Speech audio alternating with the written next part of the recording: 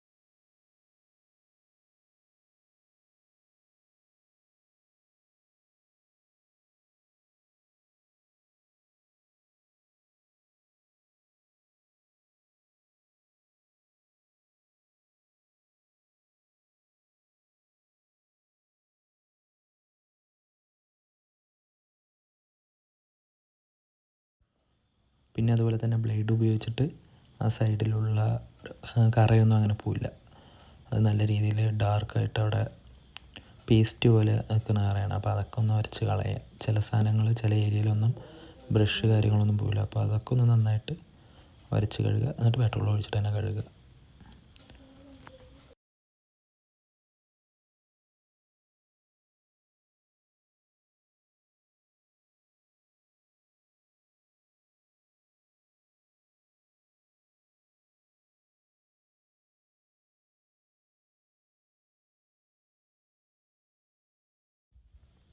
പിന്നെ അതുപോലെ തന്നെ നല്ല രീതിയിൽ തന്നെ പെട്രോള് യൂസ് ചെയ്യേണ്ടി വരും.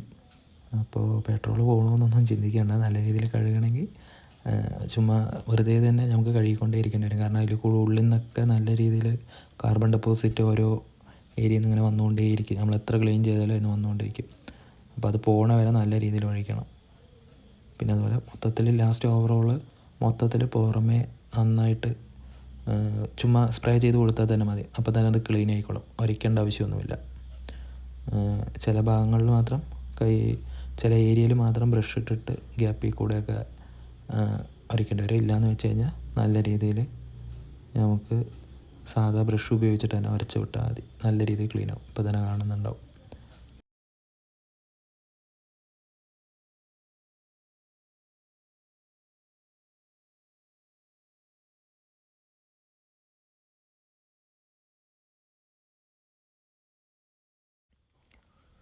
അപ്പോൾ അതാ last finally throttle body full clean ചെയ്ത് തുടച്ച് വൃത്തിയാക്കിയിട്ടുണ്ട്. ഇപ്പോൾ കാണുന്നുണ്ടാവും.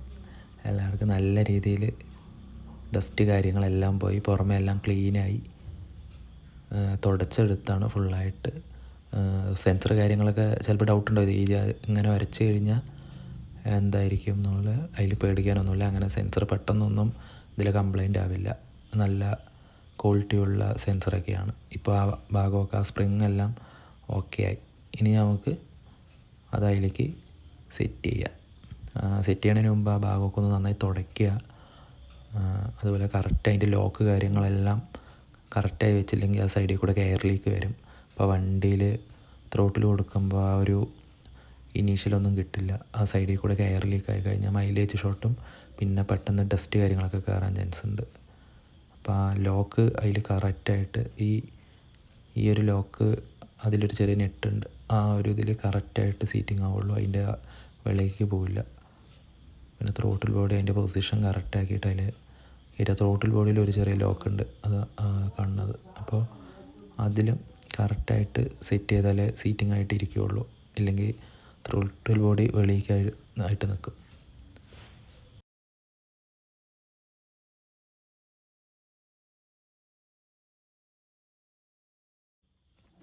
കുറച്ച് നേരം നല്ല ബുദ്ധിമുട്ടുണ്ടാവും സീറ്റാകാൻ.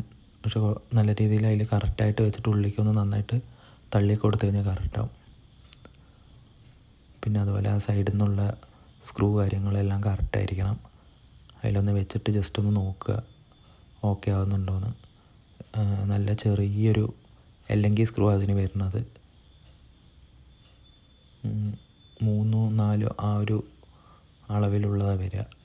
ഭയങ്കര ചെറുതാണ്. അപ്പോൾ അത് കുറച്ച് ഇതിൽ ടൈറ്റ് ചെയ്യാൻ കുറച്ച് പാടാണ്. ചേസ് ഉള്ളതുകൊണ്ട് അതിൽ കൂടെ കൂളൻറ്റിൻ്റെ പൈപ്പ് വരുന്നതുകൊണ്ട്. ഇപ്പോൾ നമ്മുടെ വേറെ ടൂളില്ലാത്തതുകൊണ്ട് ഈ ചെറിയ ടൂൾ കിറ്റ് വന്ന അല്ലെങ്കിൽ വെച്ചിട്ട് തന്നെയാണ് ടൈറ്റ് ചെയ്യണത്. നല്ല രീതിയിൽ ടൈറ്റ് ചെയ്യണം. കുറച്ച് നേരം കുറച്ച് സ്ട്രഗിൾ ചെയ്യേണ്ടി വരും. കാരണം വിരലിട്ടതിൻ്റെ ഇടയിൽ കൂടെ കുറേ നേരം നമുക്ക് തിരിപ്പിച്ചുകൊണ്ടിരിക്കണം. അപ്പോൾ കുറേ നേരം തിരിപ്പിക്കണം. കാരണം വലിയൊരു സ്ക്രൂ ആണ്. ടൈറ്റ് ആകുന്ന വരെ നല്ല രീതിയിൽ തിരിപ്പിക്കണം. പിന്നെ ഓവർ ടൈറ്റ് ആയി കഴിഞ്ഞാൽ പിരി പോകും. പിന്നെ നമുക്ക് ത്രോട്ടിൽ ബോഡി അഴിക്കാൻ നല്ല പാടായിരിക്കും. അപ്പോൾ മെല്ലെ മെല്ലെ മെല്ലെ തിരിക്കണം. പിന്നെ അതുപോലെ അത് ടൈറ്റ് ചെയ്ത് കഴിഞ്ഞാൽ പിന്നെ നമുക്ക് ആക്സിലേറ്റർ കേബിളൊന്ന് അതിൽ സെറ്റ് ചെയ്യുക.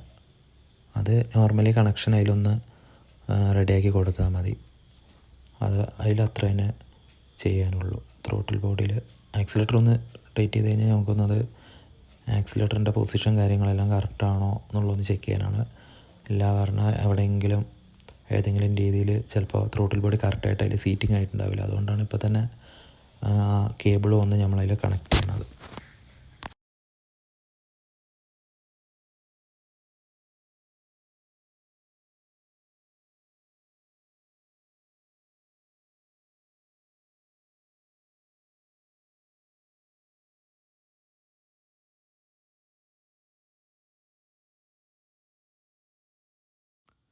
കേബിൾ കണക്റ്റായി കഴിഞ്ഞാൽ പിന്നെ നമുക്ക് എയർ ഫിൽറ്റർ ബോക്സ് അതിൽ സെറ്റ് ചെയ്യുക. അത് വലിയ പണിയില്ല. എയർ ഫിൽറ്റർ ബോക്സ് ആ ക്ലാമ്പ് കറക്റ്റായിട്ട് അതിലൊന്ന് സെറ്റ് ചെയ്ത് കൊടുത്താൽ മാത്രം മതി. മുകളിൽ നിന്ന് ഒന്ന് പ്രസ് ചെയ്തിട്ട് ടൈറ്റ് ചെയ്ത് കഴിഞ്ഞാൽ സംഗതി ഓക്കെ ആയി. പിന്നെ അതിൻ്റെ പ്ലഗ് കാര്യങ്ങളെല്ലാം സെൻസറിലും കൊടുക്കുക, സെറ്റ് ചെയ്യുക. അപ്പോൾ ഈ വീഡിയോ ഇത്രയൊക്കെ തന്നെ ഉള്ളൂ. ബൈ.